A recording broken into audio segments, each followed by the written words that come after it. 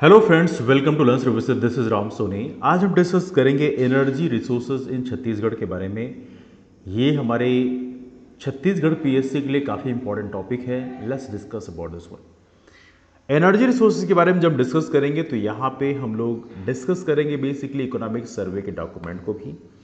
देखिए, दो डॉक्यूमेंट हमारे छत्तीसगढ़ के लिए काफ़ी इंपॉर्टेंट होते हैं। एक होता है छत्तीसगढ़ बजट, जहाँ पे आप देख सकते हैं छत्तीसगढ़ बजट 2022-23 का है। इसको ग्रुप में शेयर कर दिया जाएगा। इसके अलावा एक डॉक्यूमेंट होता है छत्तीसगढ़ इकोनॉमिक सर्वे।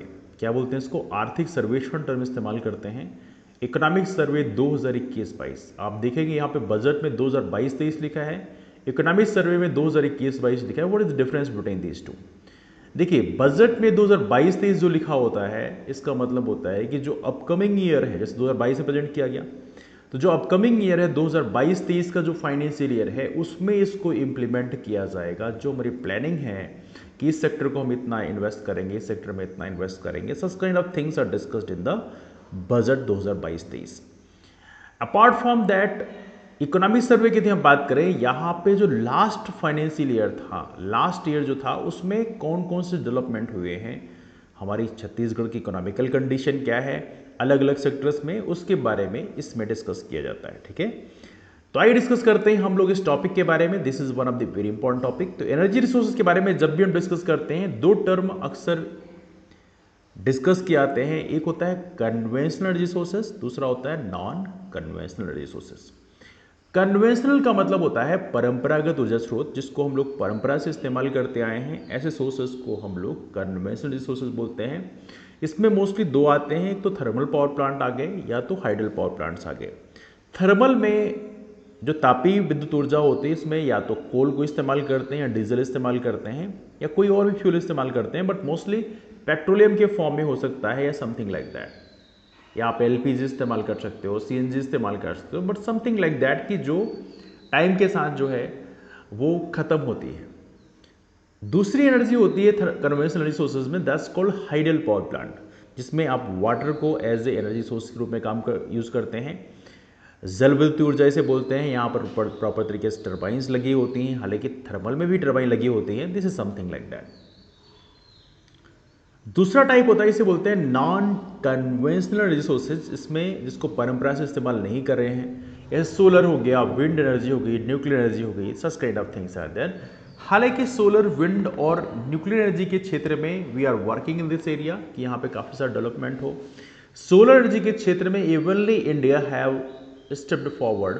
यहाँ पर देखा जाए तो जो इंटरनेशनल सोलर अलायंस बनाया गया था, आपको याद होगा, इसमें 100 से अधिक कंट्री एज ऑफ नाउ जुड़ चुकी हैं, जिसका हेडक्वार्टर बनाया गया था गुरुग्राम में। कहाँ पे बनाया गया? गुरुग्राम में, जो कि भारत के द्वारा लिया गया एक इनिशिएटिव है, जिसका हेडक्वार्टर गुरुग्राम में है। इसमें पर्पज ये है कि जो कंट्री ट्रॉपिकल रीजन में आती हैं, ट्रॉपिकल रीजन का मतलब है कर्क रेखा और मकर रेखा के बीच की जो कंट्रीज हैं, उनको इसमें शामिल किया जाए।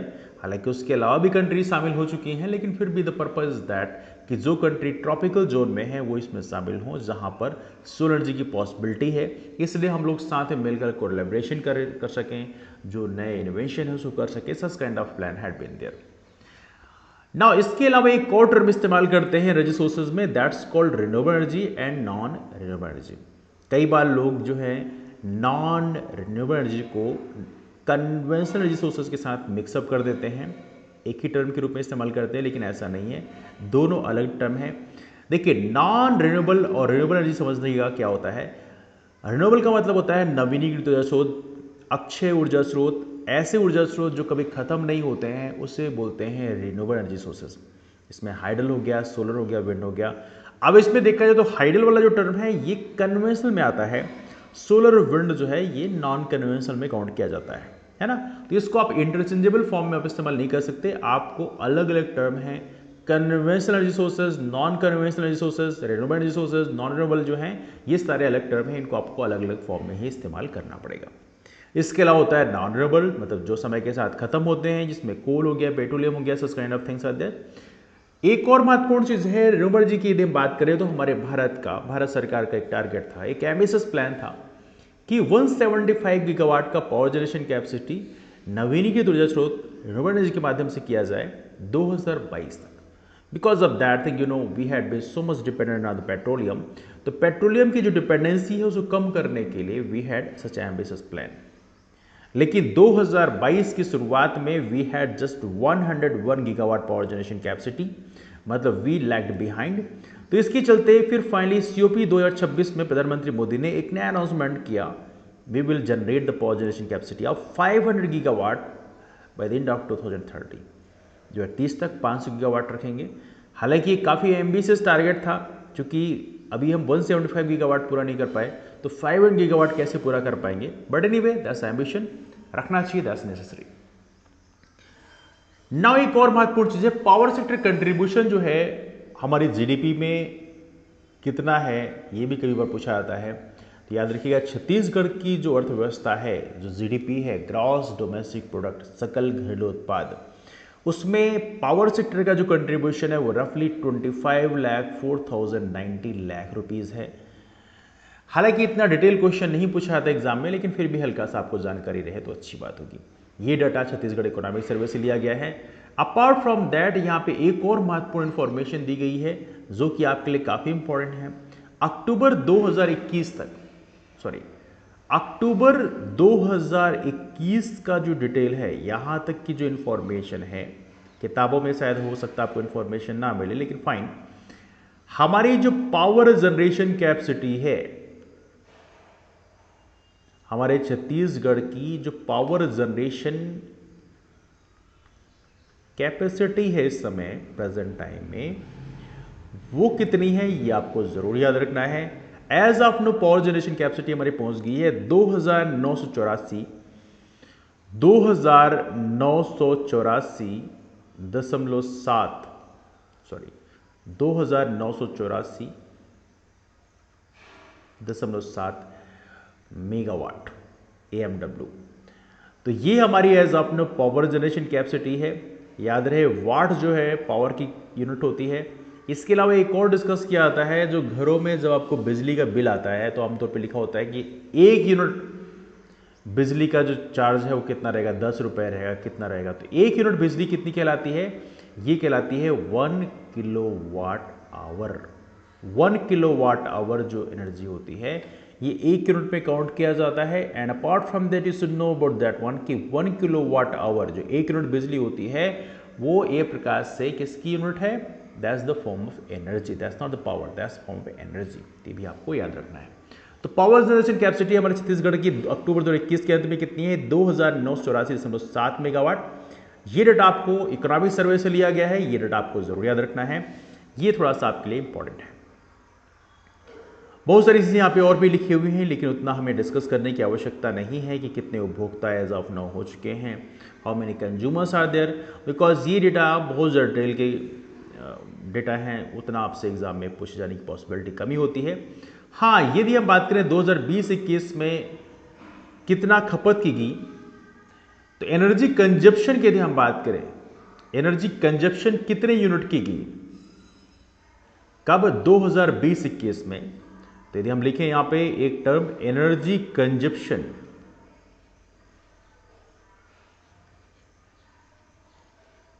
हमारे छत्तीसगढ़ में कितने यूनिट एनर्जी कंज्यूम की गई, तो एनर्जी कंजप्शन का यहां पे डेटा दिया हुआ है आपके सामने, आप देखिएगा, दैट्स 23,361 मिलियन यूनिट। तो एनर्जी कंजप्शन 2021-22 के 2020-21 का हम देखें तो ये थोड़ा पुराना डेटा दिया जाता है, बिकॉज तुरंत का डेटा तो पॉसिबल नहीं है, उसको प्रोसेस करना पड़ता है। तो कितना दिया है, 23,361, 23,361, 23,361 मिलियन यूनिट। इतना हमारा एनर्जी हम लोगों ने कंज्यूम किया है, इसे आप लोग याद रख सकते हैं। This is S quite important one. अब इसमें एक फैक्टर और भी आपको याद रखना है कि जो पावर जनरेशन कैपेसिटी हमारे छत्तीसगढ़ की है, दैट इज 2984.7। तो हमारी जो पावर जनरेशन कैपेसिटी है, छत्तीसगढ़ पावर जनरेशन कैपेसिटी, कभी कभी ये पूछा जाता है कि यहां पे थर्मल का कितना शेयर है, हाइडल का कितना शेयर है और साथ में बाकियों का कितना शेयर है, कभी कभी एग्जाम में क्वेश्चन पूछाता है। तो 2984.7 2984.7 मेगावाट ये हमारी पावर जनरेशन कैपेसिटी है छत्तीसगढ़ की। अब इसमें देखना है आपको कुछ महत्वपूर्ण टर्म है जो डिस्कस किए गए इकोनॉमिक सर्वे में। 2840 मेगावाट, इसमें से 2840 मेगावाट पावर जनरेशन कैपेसिटी आपकी थर्मल एनर्जी के माध्यम से है।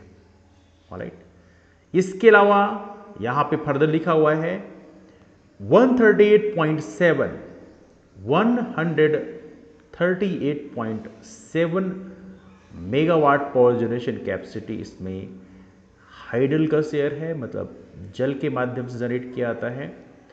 And third most important thing is 6 megawatt जो पावर जनरेशन कैपेसिटी है ये बाकी जो सर्विसेज हैं उसके माध्यम से किया जाता है। This is the present situation right now in Chhattisgarh, इसको आप लोग याद रख सकते हैं। अगला जो इंपॉर्टेंट पॉइंट है इसमें डिस्कस किया था कौन सी जगह में हमारे यहाँ जो पावर जनरेशन कैपेसिटी है वो कितनी है, बिकॉज ये चीज़ें एग्जाम में आमतौर पर पूछी जा सकती है, तो आपको ये थोड़ा सा आपको याद रखना है। जिसमें यदि हम बात करें थर्मल पावर प्लांट की बात करें, थर्मल पावर प्लांट में ताप विद्युत घर में आपका नाम आता है डॉक्टर श्याम प्रसाद मुखर्जी ताप विद्युत गृह कोरबा। कोरबा ईस्ट का जो है उसका पावर जनरेशन कैपेसिटी है 500 मेगावाट का। Doctor Shyam Prasad Mukherjee thermal power plant की यदि हम बात करें तो यहाँ पे पावर जनरेशन कैपेसिटी कितनी है, दैट इज 500 मेगावाट की पावर जनरेशन कैपेसिटी है। हसदेव ताप विद्युत गृह जो कोरबा पश्चिम का है, यहाँ पर अभी पावर जनरेशन स्टार्ट नहीं हुआ है। कोरबा पश्चिम विस्तार संयंत्र की बात करें तो इसकी यदि बात करें तो यहाँ पावर जनरेशन कैपेसिटी 500 मेगावाट की है। Atal Bihari Vajpayee thermal power plant की बात करें जो कि मड़वा में है, जांजगीर चंपा में है, इसका पावर जनरेशन कैपेसिटी है 100 मेगावाट का। यदि इन चारों को मिला दिया जाए तो ये पावर जनरेशन कैपेसिटी आती है 2840 मेगावाट। और वहीं पे यदि आप थर्मल से अलग होके यदि आप हाइडल पावर प्लांट की बात करें तो यहाँ पे एक है मिनी माता हसदेव बांगो जल विद्युत गृह, इसका पावर जनरेशन कैपेसिटी 120 मेगावाट का है। जल विद्युत गृह गंगरेल की बात करें इसका है 10 मेगावाट का। जल विद्युत गृह सिकासार की बात करें इसका है 7 मेगावाट का। और लघु जल विद्युत गृह कोरबा पश्चिम की बात करें इसका है 1.7 मेगावाट का। तो कुल जल विद्युत क्षमता जो है हमारे छत्तीसगढ़ की है वह है 138.7 मेगावाट। अदर्स में एक और है भोरमदेव सह उत्पादन कबीरधाम की बात करें, यहाँ पे 6 मेगावाट पावर जनरेशन कैपेसिटी। तो कुल मिला के हमारे छत्तीसगढ़ में एज आप नो जो छत्तीसगढ़ पावर जनरेशन कैपेसिटी है वो है कितनी, दैट्स 2984.7 मेगावाट। तो एज आप नो अलग अलग जो हमारे यहाँ पावर प्लांट्स हैं उसके बारे में यहाँ पे आपको इन्फॉर्मेशन दी गई है, तो ये आपको हल्की सी जानकारी यहाँ पर होना चाहिए। ऑलराइट, नाउ यहाँ पे कई बार क्वेश्चन थोड़ा सा पूछे जाते हैं कि कहाँ पे कितना पावर जनरेशन कैपेसिटी है, तो चलो हम डिस्कस कर लिया। नाउ कौन कौन सी कई सारे निकाय बनाए गए हैं, कई सारी बॉडीज का फॉर्मेशन किया जाता है, तो कई बार क्वेश्चन वहाँ से पूछे जाते हैं, तो जरा उसके बारे में हल्का सा डिस्कस कर लेते हैं। Let's talk about that thing. Alright, so now let me show this one two you.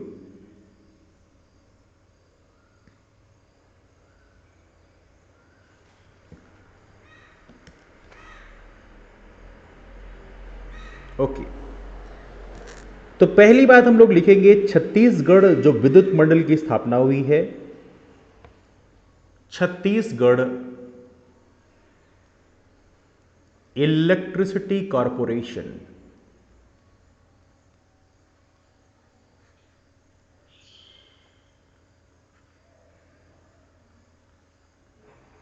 चूंकि आपको पता होना चाहिए छत्तीसगढ़ का जो फॉर्मेशन है वो हुआ था 1 नवंबर सन 2000 को, और उसके बाद ही छत्तीसगढ़ इलेक्ट्रिसिटी कॉर्पोरेशन का फॉर्मेशन हुआ। बट ऑब्वियस सी बात है, तो ये फॉर्मेशन हुआ था 15 नवंबर 2000 को। कब हुआ था, दैट वाज फॉर्म्ड इन 15 नवंबर 2000। ये क्वेश्चन इवनली एक बार हमारे छत्तीसगढ़ पीएससी में पूछा भी गया है, तो ऐसा चाहे तो आप याद रख सकते हैं। 15 नवंबर 2000 को हमारे छत्तीसगढ़ में छत्तीसगढ़ इलेक्ट्रिसिटी कॉर्पोरेशन, छत्तीसगढ़ विद्युत मंडल की स्थापना की गई है। इसको आप लोग याद रख सकते हैं। अब देखिए तो यहाँ पे कुछ और भी चीज़ें हैं जिसमें एक और चीज़ डिस्कस की जाती है। छत्तीसगढ़ इलेक्ट्रिसिटी कॉरपोरेशन के अलावा हमारे छत्तीसगढ़ में जो CREDAA है, क्या बोलते हैं इसको, that's called CREDAA। CREDA Chhattisgarh renewable energy development agency, Chhattisgarh renewable energy development agency, इसके बारे में भी डिस्कस करना जरूरी है। That's called CREDA।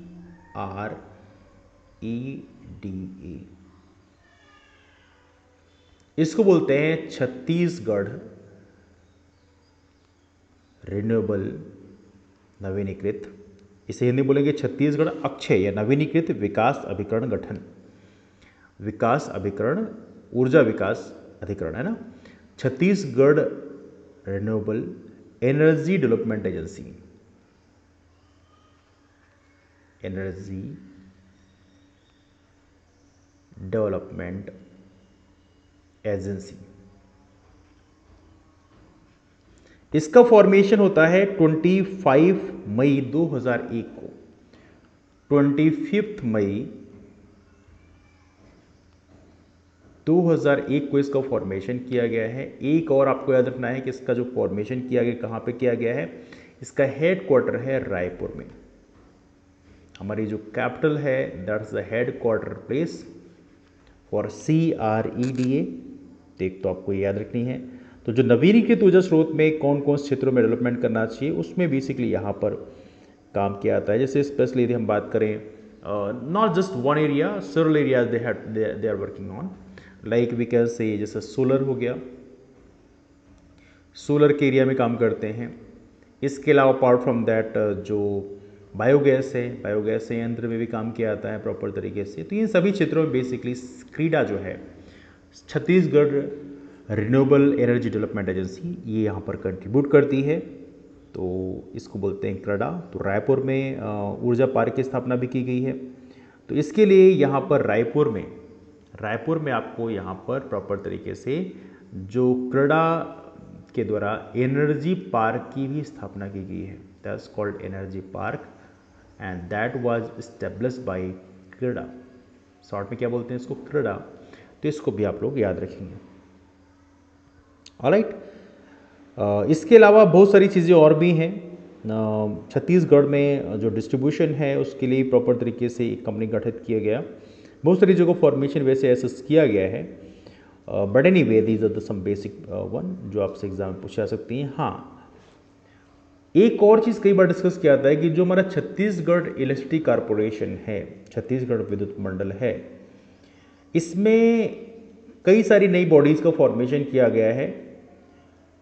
जैसे Chhattisgarh, okay look at this one, late me talk about this one, Chhattisgarh electricity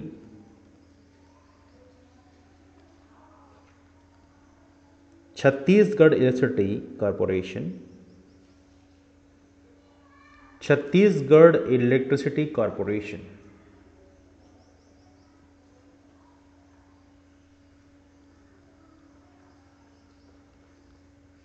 इसके अंदर कई सारी और बॉडीज भी आती हैं, है ना। हमने डिस्कस किया, इसका फॉर्मेशन 15 नवंबर 2000 को किया गया है। इसके अलावा यहाँ पर कई सारे बॉडीज आती हैं इसके अंदर, जैसे कि there are some of the like Chhattisgarh electricity holding company, है ना, छत्तीसगढ़ इलेक्ट्रिसिटी होल्डिंग कंपनी। एक तो होल्डिंग कंपनी हो गई जो इसके अंतर्गत आती है, दूसरी हो गई आपकी छत्तीसगढ़ पावर जनरेशन कंपनी, विद्युत ऊर्जा, विद्युत उत्पादन, है ना। तो क्या हो गया, Chhattisgarh power generation, power generating company.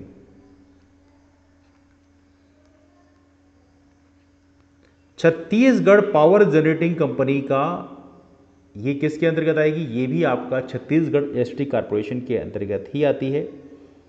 इसको आप लोग याद रखें, पावर जनरेशन कंपनी, इसे Chhattisgarh state power generation company CS CSPGCL के नाम से जानी जाती है। 1 जनवरी 2000 को, 1 जनवरी 2000 को इसका फॉर्मेशन किया गया। हालांकि 2000 को फॉर्मेशन नहीं किया गया, बल्कि that might have formed in 2001 actually, but anyway यहाँ पे हल्का डिस्प्यूट है, आपको ये बहुत ज़्यादा जानने की जरूरत नहीं है।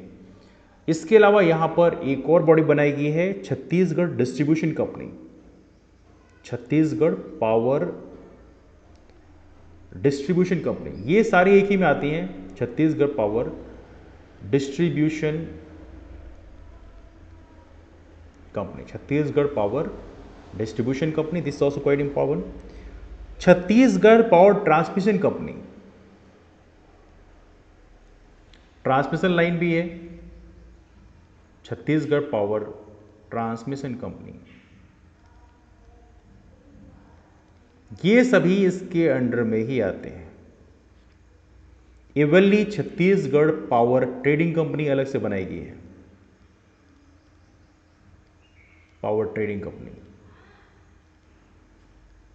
तो ये अलग अलग बॉडीज बनाई गई हैं अलग अलग सेक्टर में काम करने के लिए। तो ये कुल मिला के आप देख सकते हैं छत्तीसगढ़ इंडस्ट्री कॉर्पोरेशन के अंतर्गत 5 मेन बॉडीज काम करती हैं, and all of these acting as a separate companies. इसको आप लोग यहां पे याद रखते हैं। इनका हेडक्वार्टर कहां पे, इनका हेडक्वार्टर पड़ेगा आपका that's located in Raipur. Alright,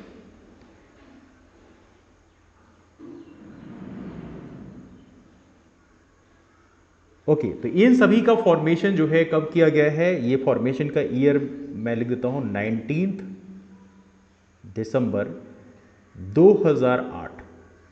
19 दिसंबर 2008 को ये फ्रेगमेंटेशन किया गया है 5 पार्ट में। किसका, छत्तीसगढ़ इंडस्ट्री कॉर्पोरेशन का। एक इंपॉर्टेंट डाटा है, इसको आप लोग चाहें तो याद रख सकते हैं। चलिए आगे चलते हैं, let's move on from here. Now let me talk about some of the other important thing. कुछ डेटा आपको ये याद रखने होते हैं, कभी कभी एग्जाम में जो पूछे जा सकते हैं, और उसमें यह है कि हमारी जो डिफरेंट पॉलिसीज हैं उससे जुड़े हुए कई बार क्वेश्चन पूछाते हैं। तो बाकी चीज़ें तो हम लोग डिस्कस कर चुके हैं, कहाँ पे कितनी पावर जनरेशन कैपेसिटी है, we have discussed about this one. लेकिन एक चीज डिस्कस करते हैं हमारे छत्तीसगढ़ की सोलर एनर्जी पॉलिसी के बारे में। ये थोड़ी चर्चा में रहती है, कभी कभी पूछा जा सकता है इस एग्जाम में। That's called Chhattisgarh solar energy policy, Chhattisgarh solar energy policy, and this is one of the very important thing, so let's talk about this one, Chhattisgarh solar energy policy.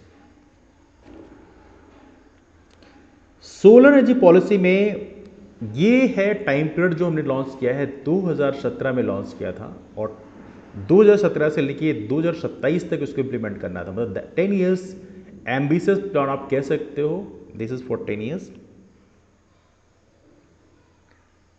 इसमें क्या प्रोविजंस रखे गए थे? प्रोविजंस की यदि हम बात करें तो पहला प्रोविजन ये है कि 10 किलोवाट तक के रूफ टॉप बनाए जाएंगे, है ना। 10 kilowatt roof top solar energy को प्रमोट करने के लिए, और ये जो है रूफ टॉप है या सोलर पावर प्लांट आप बोल सकते हैं, ये इनको प्रॉपर तरीके से ग्रिड से कनेक्ट करने के लिए सिस्टम को बनाया जाएगा। मतलब it will be connect for grid connectivity, grid connectivity भी बनाई जाएगी। देखिए क्या होता है कि this is not very easy thing.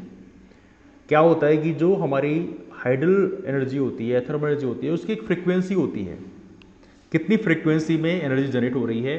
लेकिन जो सोलर एनर्जी होती है उसकी फ्रीक्वेंसी का एक बड़ा इशू होता है। तो कई बार ये सारी चीज़ों को कन्वर्ट करना it's not very easy thing कि आप तुरंत उसको जाके लगा दो।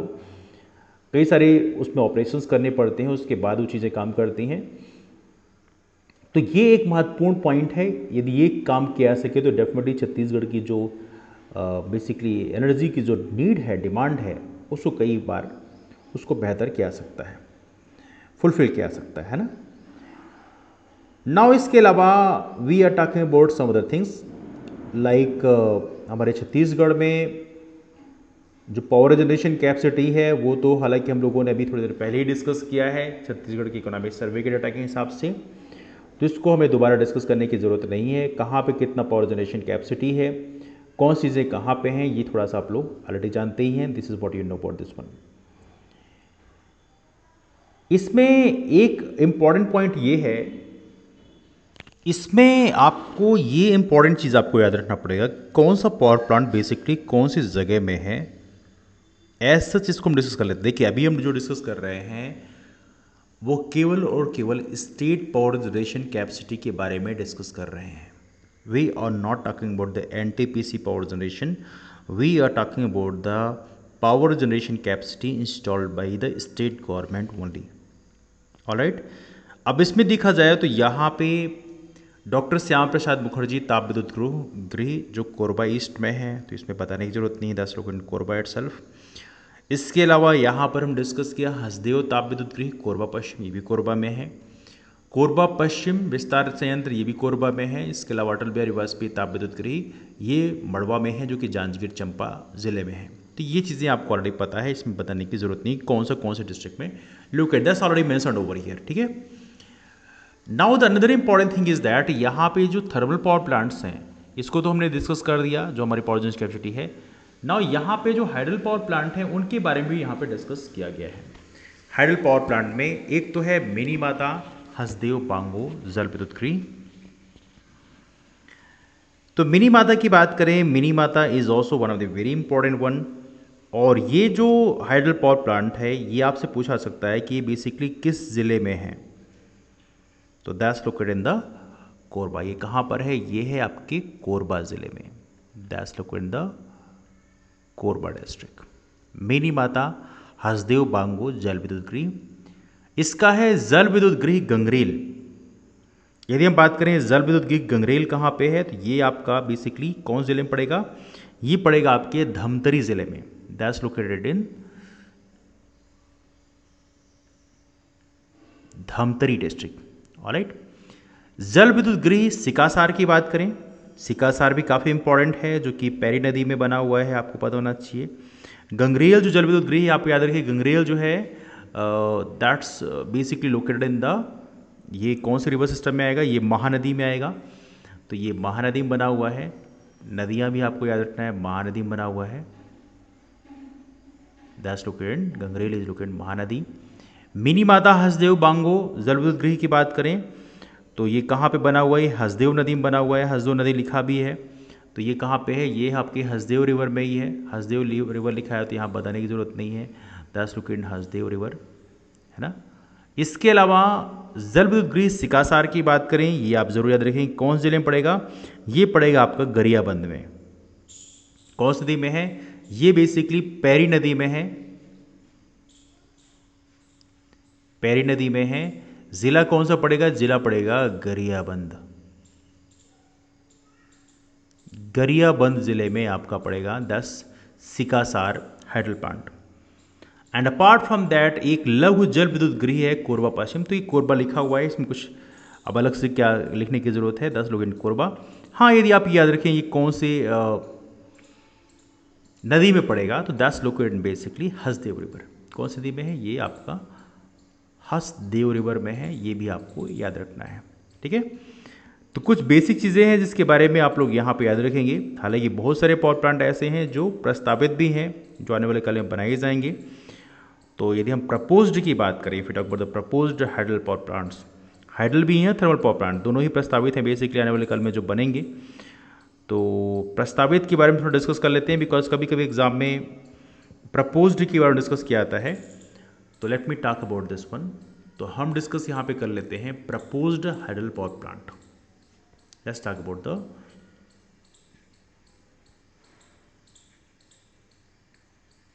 Proposed hydel plant. और कौन सा हाइडल प्लांट कौन से जिले में बनाया जाएगा ये भी आपको याद रखना है। एक तो है आपका कन्हार, एक तो बनेगा आपका कन्हार प्रोजेक्ट, अब कन्हार नदी में ही होगा, कन्हार प्रोजेक्ट बड़ा ऑब्वियस सी बात है, तो इसमें कोई रिवर डिस्कस करने की ज़रूरत तो है नहीं। ये कन्हार प्रोजेक्ट कहाँ पड़ेगा? ये पड़ेगा आपके बलरामपुर ज़िले में। 10 रुपये ना, बलरामपुर हमारे छत्तीसगढ़ का जो बिल्कुल नॉर्दर्न डिस्ट्रिक्ट है, यहाँ पे बलरामपुर है। याद रखिएगा कहाँ पे, यदि हम ये छत्तीसगढ़ बनाते हैं तो ये बिल्कुल ये जो आपका जो नॉर्थ ईस्ट रीजन है यहीं पे आपका बलरामपुर पड़ेगा, है ना। तो लोकेशन आपको याद रखना है। अपार्ट फ्रॉम दैट एक रेहर प्रोजेक्ट है, रेहर जल विद्युत गृह, दैट्स कॉल्ड रेहर।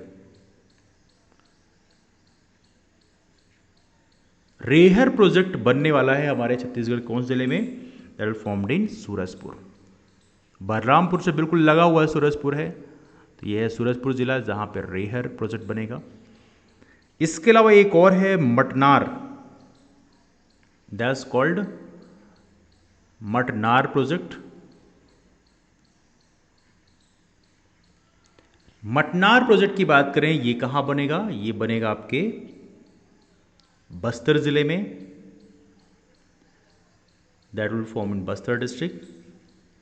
और लास्ट एक है बोध घाट, दैट्स कॉल्ड बोध घाट। बोध घाट जल विद्युत गृह, Bodh Ghat hydel plant, Bodh Ghat project. इसकी यदि हम बात करें, ये कहाँ बनेगा? ये बनेगा आपका दंतेवाड़ा जिले में। दंतेवाड़ा बस्तर के ठीक नीचे है, एक नक्सल हिट एरिया है, you know about this one. तो ये कुल मिला के हमारे छत्तीसगढ़ के 4 प्रपोज्ड हाइडल प्लांट हैं जिनको आप लोग यहाँ पे याद रखेंगे।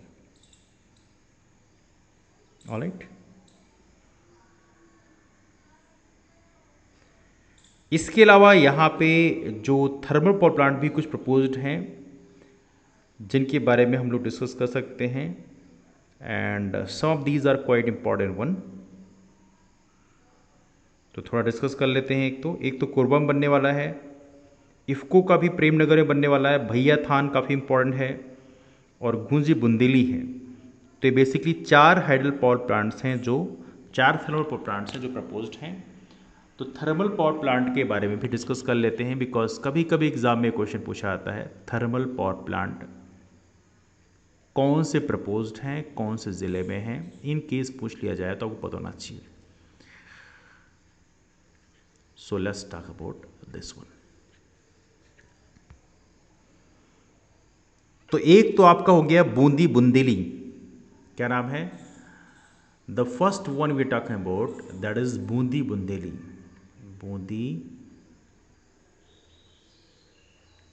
बूंदी बुंदेली परियोजना प्रोजेक्ट। बूंदी बुंदेली प्रोजेक्ट की बात करें कहां बनाया जाएगा? ये बनाया जाएगा आपके कोरिया जिले में,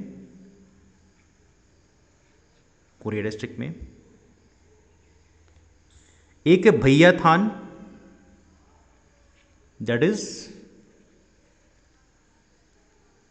भैया थान।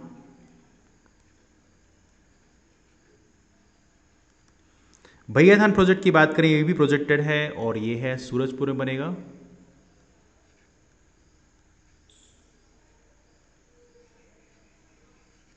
And next one is IFFCO.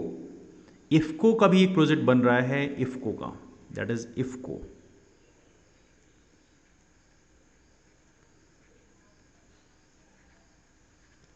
IFFCO project कहां बनेगा? ये बनेगा आपके सूरजपुर में ही, that will form in Surajpur itself. और इसके अलावा बेसिकली यही है मेन जो प्रोजेक्ट्स हैं जिनके बारे में डिस्कस किया हम लोगों ने। बाकी जो प्रोजेक्ट बने हुए हैं उनके बारे में डिस्कस कर चुके हैं। श्यामा प्रसाद मुखर्जी तापविद्युत गृह कोरबा में है, हसदेव तापविद्युत गृह कोरबा पश्चिम में है, कोरबा पश्चिम विद्युत विस्तार संयंत्र खुद का ही है। अटल बिहारी वाजपेयी तापविद्युत गृह कहाँ पे है? मड़वा में है, जो कि जांजगीर चंपा में। ये आपसे डिस्ट्रिक्ट पूछा सकता है, तो आप कंफ्यूज मत करेगा, आपको डिस्ट्रिक्ट जरूर याद रखना पड़ेगा। This is very very important, please do remember this one. Alright, तो ये रहे हमारे छत्तीसगढ़ के बारे में, this is something about that one. इसके अलावा हमारे छत्तीसगढ़ में एक एनटीपीसी के भी प्लांट्स हैं, उनको भी थोड़ा डिस्कस कर लेते हैं। Late me talk about this one. हालांकि भोरमदेव सह उत्पादन जो है, याद रखिए भोरमदेव जो कोऑपरेशन ये है आपका कबीरधाम में है। याद रखिए गन्ने की जो भूसी होती है, तो गन्ने की भूसी का जो है इस्तेमाल किया जाता है, गन्ने की भूसी। तो ये जो है एक प्रकार से कह सकते हैं बायोमास का इस्तेमाल करते हुए यहाँ पे पावर जनरेट किया जाता है। तो ये भी थोड़ा सा आपके लिए इम्पोर्टेंट है, इसको भी चाहे तो आप लोग याद रखते हैं। This also quite important one है ना।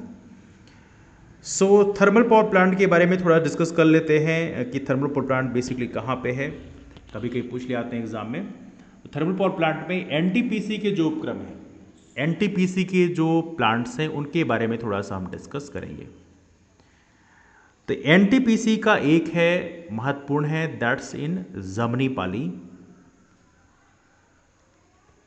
एनटीपीसी का एक प्लांट है, डिस्कस कर रहे हैं जमनीपाली के बारे में। जमनीपाली, और ये कहां पर पड़ेगा? ये पड़ेगा आपके कोरबा में। ये कहां पड़ेगा? कोरबा में पड़ेगा। 1978 में इसका फॉर्मेशन किया, 1993 से इसका पावर जनरेशन स्टार्ट हुआ। याद रहे 2600 मेगावाट पावर जनरेशन कैपेसिटी है, that's such a massive power plant. और जो पावर ट्रांसफर जो किया जाता है वो होता है, एक तो छत्तीसगढ़ हो गया, मध्य प्रदेश है, और साथ में गोवा को भी यहां से पावर सेंड किया जाता है।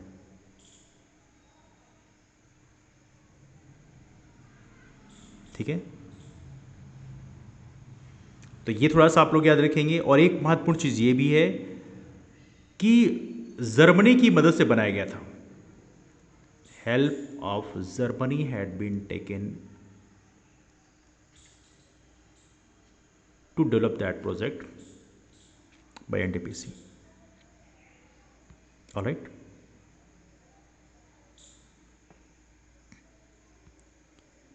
हसदो बांगो जो बांध है, वहीं से बेसिकली यहाँ पानी की सप्लाई की जाती है। ये है जमनीपाली। एक है एनटीपीसी का एक और प्लांट है जो हम डिस्कस कर रहे हैं, एनटीपीसी सीपत।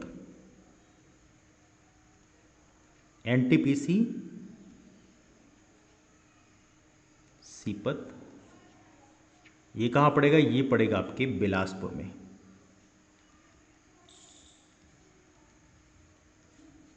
इसका फॉर्मेशन भी हुआ था 2002 में और काम करना शुरू किया 2008 में। इसकी पावर जनरेशन कैपेसिटी है 2980 megawatt, such a massive power plant.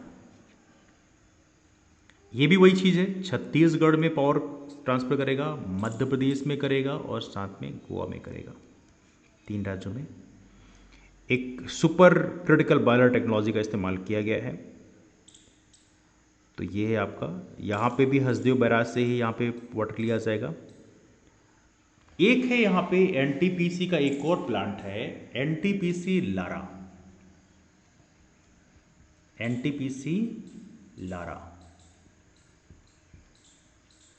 NTPC Lara कहाँ पे है? ये पड़ेगा आपके रायगढ़ में। That's located in Raigarh. NTPC Lara, अभी हम 2 एनटीपीसी डिस्कस कर चुके हैं, ये हमारी तीसरी एनटीपीसी है। एनटीपीसी कहाँ पे? लारा में है, रायगढ़ में है। इस पावर प्लांट की पावर जनरेशन कैपेसिटी बहुत ही ज़्यादा है, दैट्स 400,000 मेगावाट।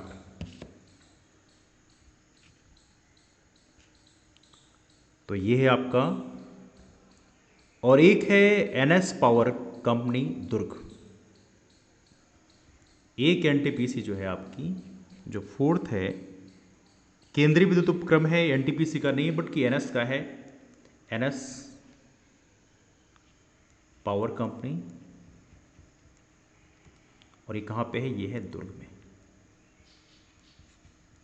इसकी पावर जनरेशन कैपेसिटी है 574 मेगावाट। तो एनएस जो है देखा जाए तो यहां पे 2 बॉडीज हैं जिसके काम से मिलकर बना है। एनटीपीसी का भी है, एन मतलब एनटीपीसी, और साथ में जो steel authority of India limited है, सेल है, इसका भी शेयर है, मतलब दोनों ही कंपनीज इसमें पार्टिसिपेट करती हैं। एनटीपीसी और सेल का संयुक्त उपक्रम है, ठीक है। तो ये कुछ आप याद रखें। ये कहाँ पे वैसे है, ये है भिलाई। तो सेल जो भिलाई वाला है उसके सहयोग से बना है, भिलाई बनेगा, है ना। तो ये रहे हमारे basically, this is what we have discussed about the several power plants located in the Chhattisgarh. Alright,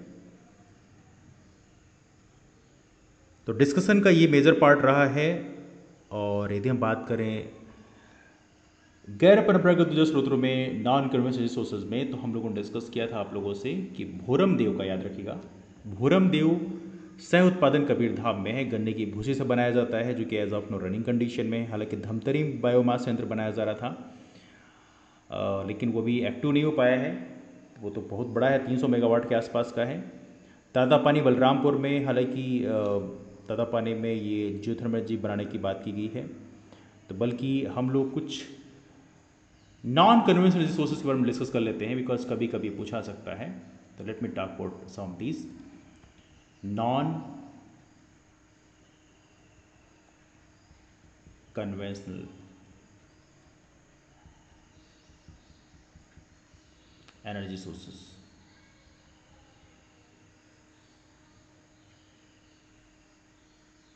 non conventional energy sources में पहला आता है आपका भोरम देव।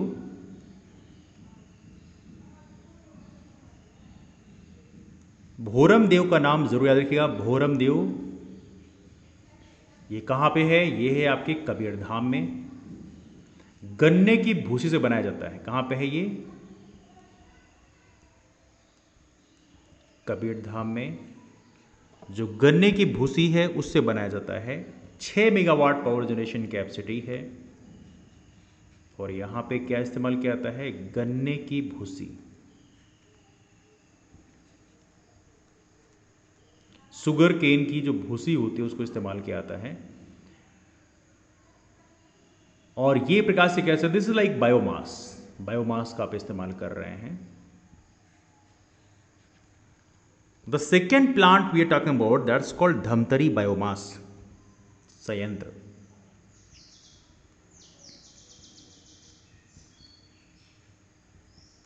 धमतरी बायोमास प्रोजेक्ट,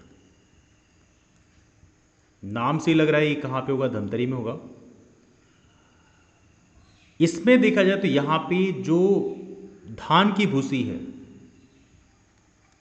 किसकी, जो धान की भूसी है, इसका इस्तेमाल किया जाएगा।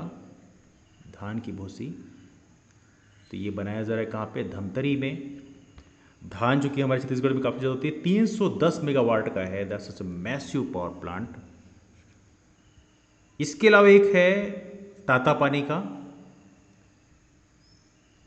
द थर्ड वन इज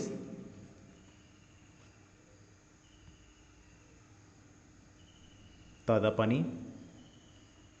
क्या नाम है, Tatapani. Tatapani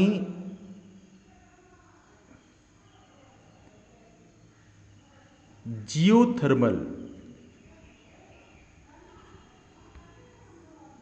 plant project, geothermal project है, याद रहे, तातापानी का। कहां पे पड़ेगा, ये पड़ेगा आपके बलरामपुर में। जियोथर्मल एनर्जी क्या होती है, अर्थ क्रस्ट से जो एनर्जी जनरेट की जाती है, वहां पे बेसिकली ड्रिल किए जाते हैं प्रॉपर तरीके से, और वहां की जो अंदर की जो गैस होती है, वेपर होती है, उससे जो एनर्जी जनरेट करते हैं। तो ये है 30 मेगावाट पावर जनरेशन कैपेसिटी है तातापानी की। इसको आप लोग याद रखिएगा। इसमें आपको और याद रखना है एक महत्वपूर्ण चीज, अमेरिका की जो जियोथर्मल एनर्जी कंपनी है उसके साथ में ये कोलैबोरेशन हुआ है। तो यूएस के साथ में कोऑर्डिनेशन होकर तातापानी का जियोथर्मल एनर्जी प्लांट बनाया जाएगा। इसमें एक और महत्वपूर्ण चीज आपको याद रखना है, India's first geothermal energy plant, India's first geothermal energy plant जो बनाया गया था, वो बनाया गया था लद्दाख में।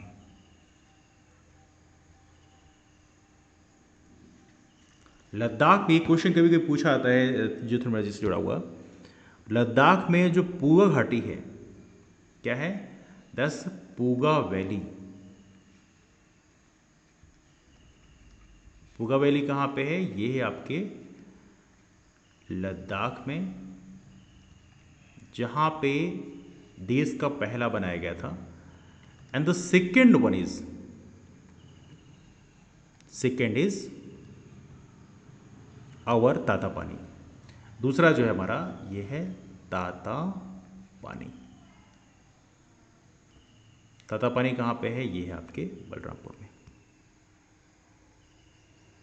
एक और है पॉट प्लांट, आपको याद रखिएगा,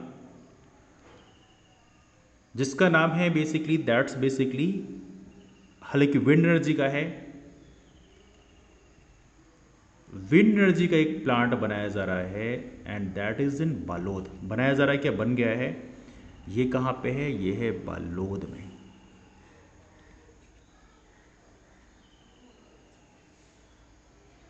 हालांकि वर्तमान में बंद है, वर्किंग नहीं है, नॉट वर्किंग।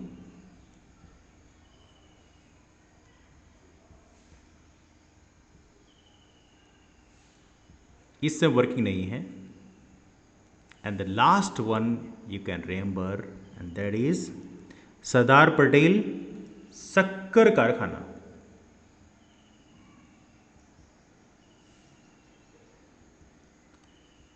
सरदार पटेल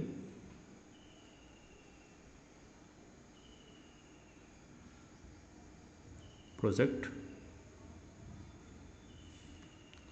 ये कहाँ पे है, ये है आपके, देखिए आपको याद है सरदार पटेल जो है कारखाना है, ये गन्ने का जो अवशिष्ट है उससे बनाया जा रहा है, मतलब दैट इज यूजिंग द, वही जो पहले वाला हम डिस्कस किया था, वी हैव डिस्कस्ड अबाउट भूरमदेव, वही सेम यहाँ पर है।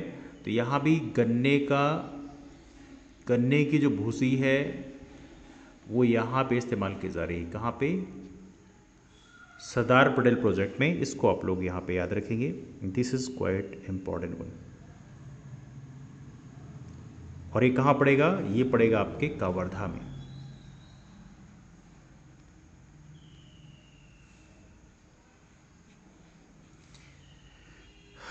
सो ये रहा discussion, this all about that. तो प्रोजेक्ट के बारे में हालांकि इसमें काफ़ी डाउट्स होते हैं, कन्फ्यूजन्स होते हैं, बिकॉज चीज़ें बहुत ज़्यादा मिक्सअप होती हैं।